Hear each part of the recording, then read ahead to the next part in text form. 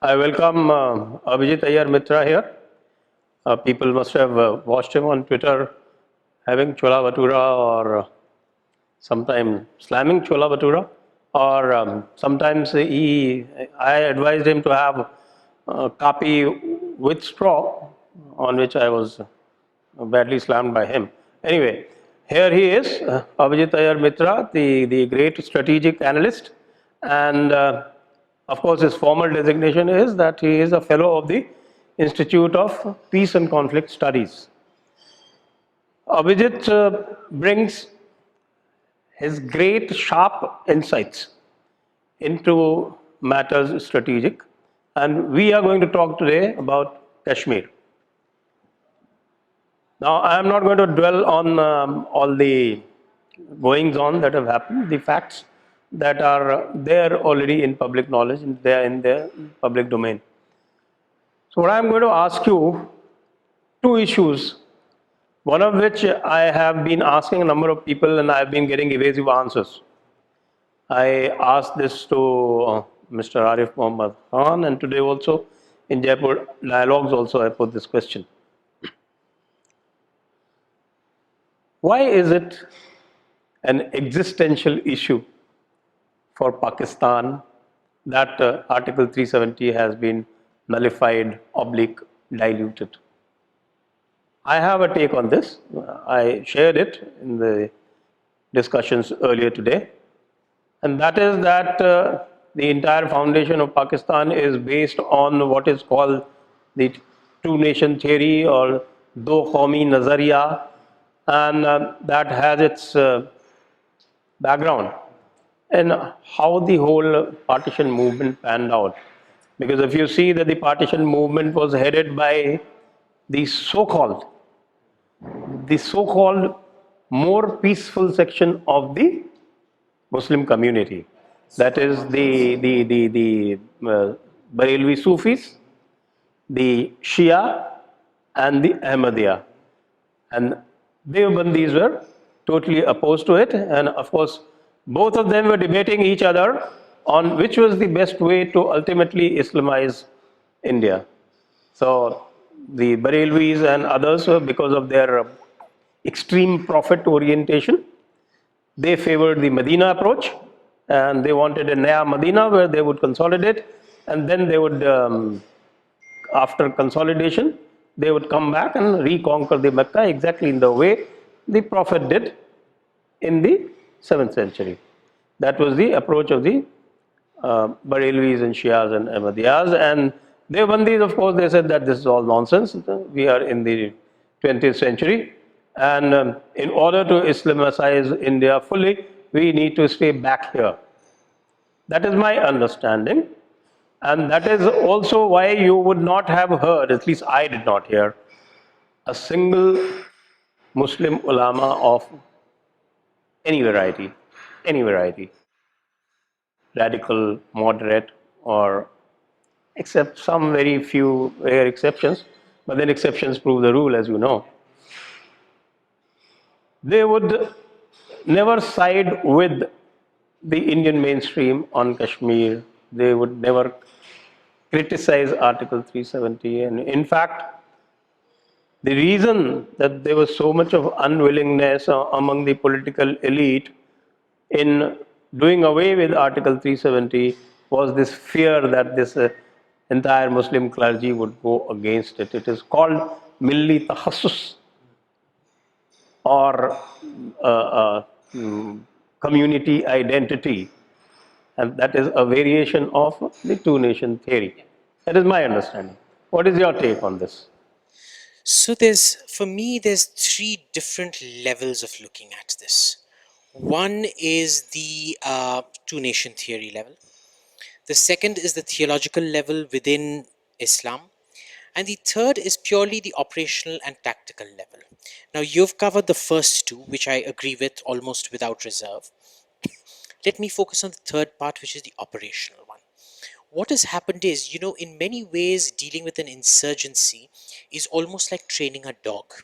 And many people get it very badly wrong because we don't understand carrots and sticks properly. The Indian state never stands by those who support it, and instead it goes after people who will never support it. This is a classic of the Groucho Marx saying, I don't want to be the member of a club that will have me as a member. That is unfortunately what the Indian state does. It seeks the validation of those who will never give it validation.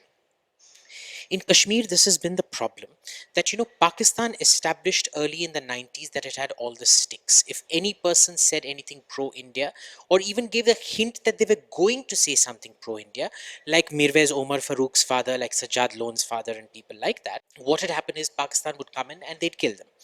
This is what, of course, happened to Shujat Bukhari recently as well.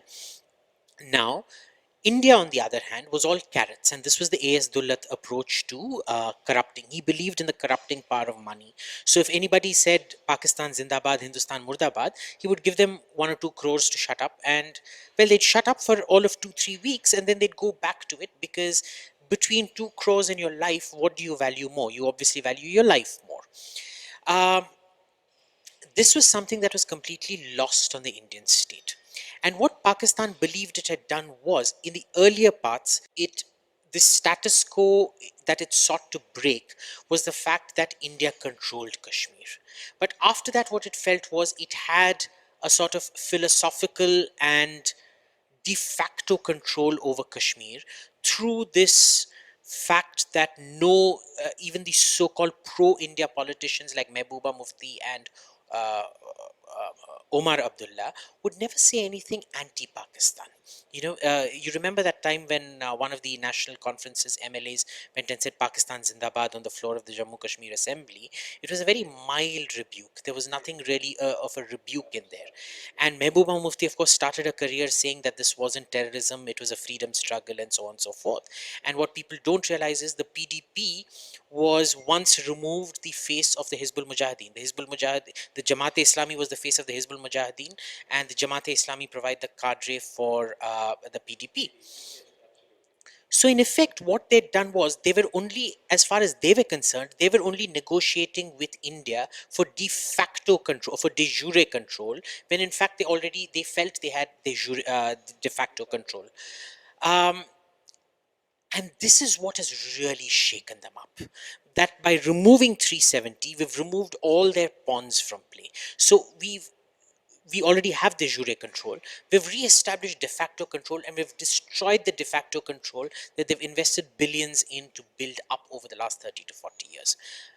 That, at the operational level, is what has really, really upset them. Yes, I agree with you. That's very well put. And I think that is also the reason I think some of us have an insight into how this whole operation of nullifying the Article 370 was carried out. And I believe for many days, probably weeks, there was a big tussle within the establishment whether it should be done at all. And the biggest pushback was probably, I'm not sure, this is only a rumor, the biggest pushback was coming from the intelligence agencies, because the intelligence agency really, they had built up this kind of a paradigm and made the establishment, the Delhi establishment, believe in that paradigm. And they also stood to lose a lot of power and a lot of money. So the problem with the A.S. Dullat model was that A.S. Dullat thought by giving these guys money, they were the ones getting corrupted. The problem is he didn't see the problem refracting back onto the intelligence agencies themselves, where what happens in the Naxal areas is it's the fund disperser who keeps most of the funds, and very little actually reaches the confidential informants and things like that. So it became a sort of system where most of the funds would stay back. It was in the kitty to be dispersed amongst these officers, intelligence officers, rather than go to the target it was meant to sway, who never got swayed. The second aspect of this was that every time a target was given money to become pro India again, they would then go ahead and say something obnoxiously anti Indian or pro terrorist. And it would be incumbent on the disperser, on the funds disperser, to go back to Delhi and say, sir, I have this is actually a great master plan that I've come up with. You know, everything that goes wrong, it becomes part of your master plan that you've come up with, that you're playing 10-dimensional chess, looking 500 steps ahead. This became very, very problematic because every time they were able to futurize a problem, and you know, governments think in 5-year terms, they've got that short term guppy like memory, so they don't remember what was said to them. And this entire paradigm went on and on and on, where every new chap in charge of IB and so on and so forth would carry over the institutional memory of how to future tense everything. And it just went on getting worse, worse, worse, because the political institutions didn't have that memory to match the intelligence memory. So how it was basically a cycle that had to be broken. It was a cycle of failure that was passed off. It was basically failure passed off as strategic foresight that had to be broken, and that was the main break that happened on the Indian side. So it's not surprising, therefore, that the intelligence agencies, some intelligence agencies, opposed this because they had interests in it. Definitely. Now, the other very important dimension of this is, of course, we've seen the reaction of Pakistan. It's very crude, it's very rude, very in the face, and it is laced with such stupidities as Imran Khan's UN speech.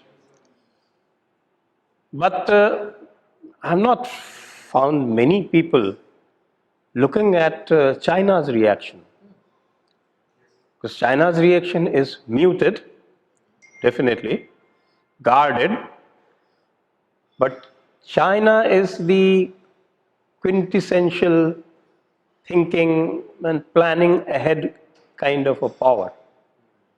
My impression is that even they have been shocked. Probably they've been shocked even more than Pakistan, because they had been counting on India remaining stuck in their vicious cycles, and they moving ahead in the strategic space in the meantime.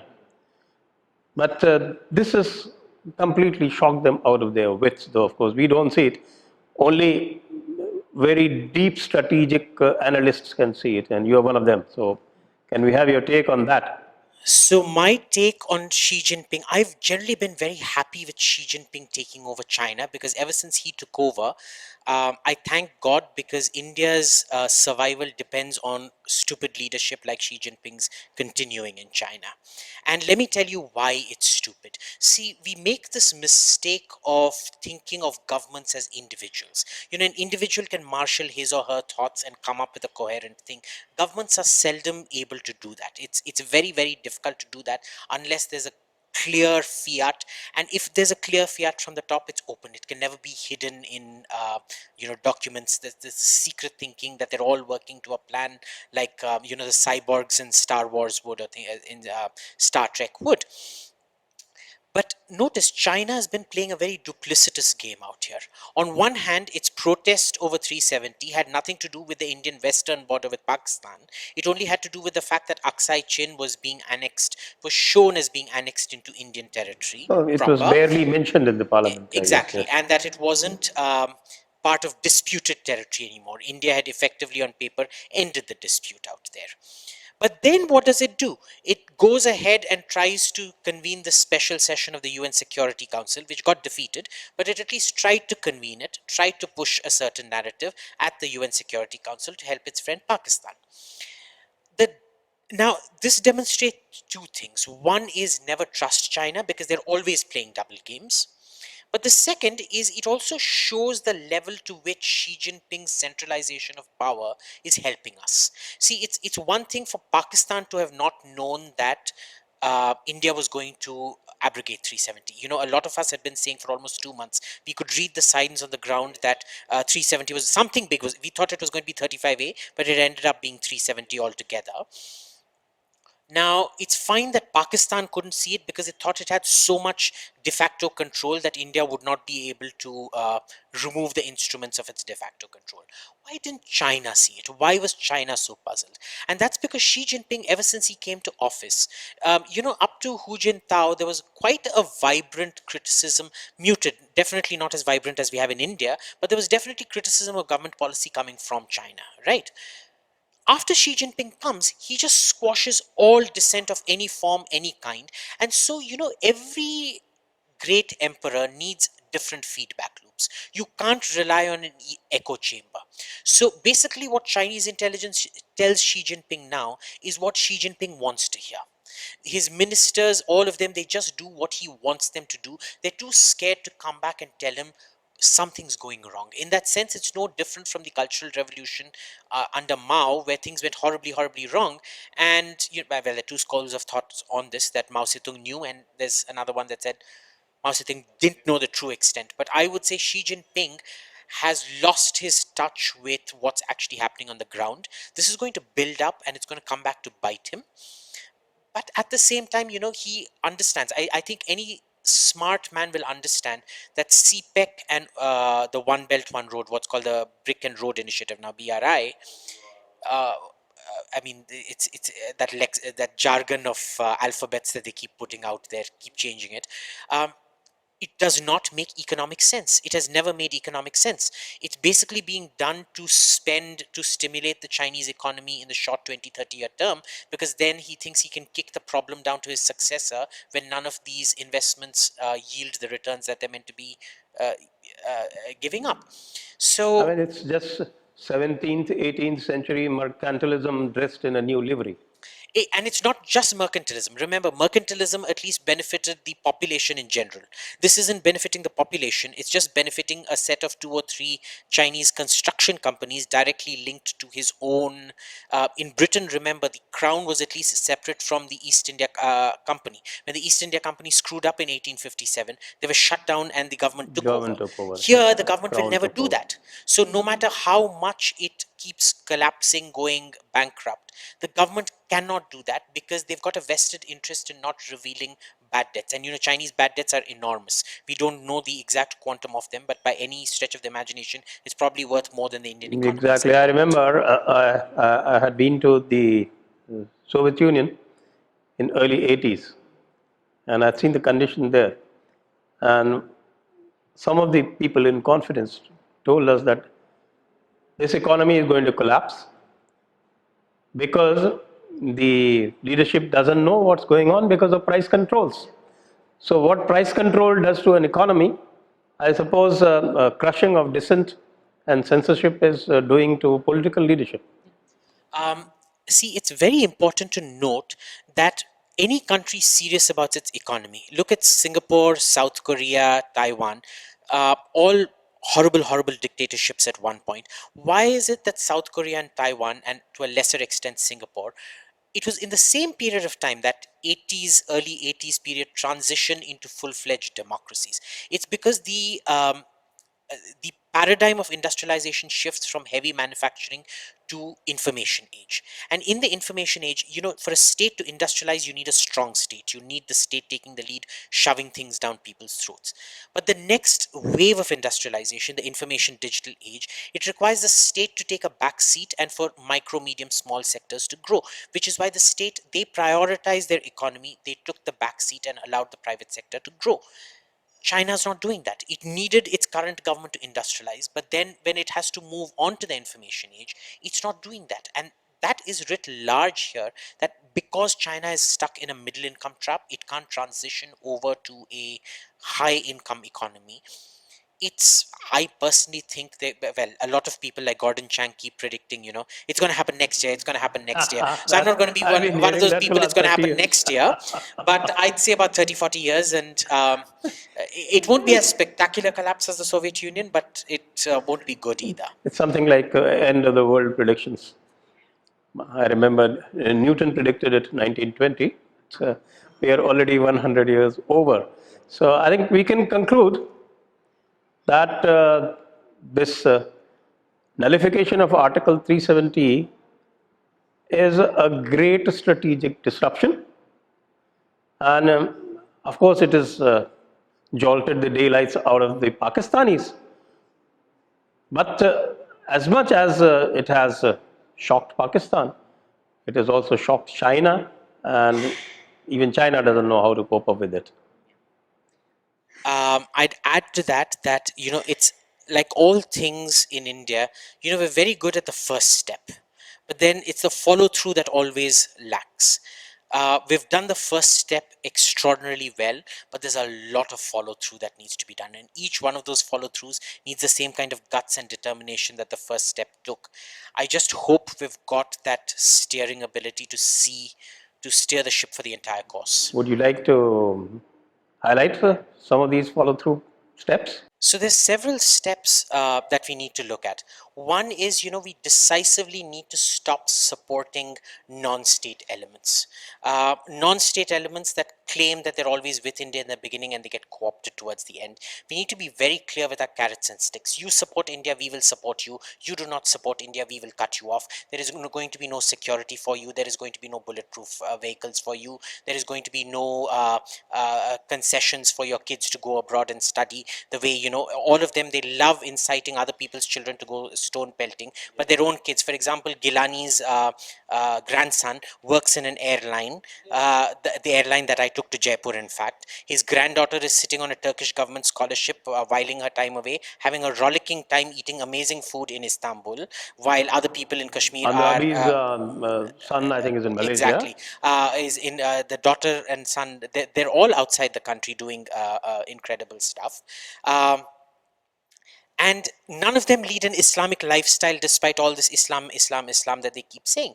These people cannot be recycled under any circumstances. There is not one scenario under which you can convince me that getting somebody like Shah Faisal or Shaila Rashid back in the picture in Kashmir, thankfully that lady's quit electoral politics. When was she ever in electoral politics to quit anyway?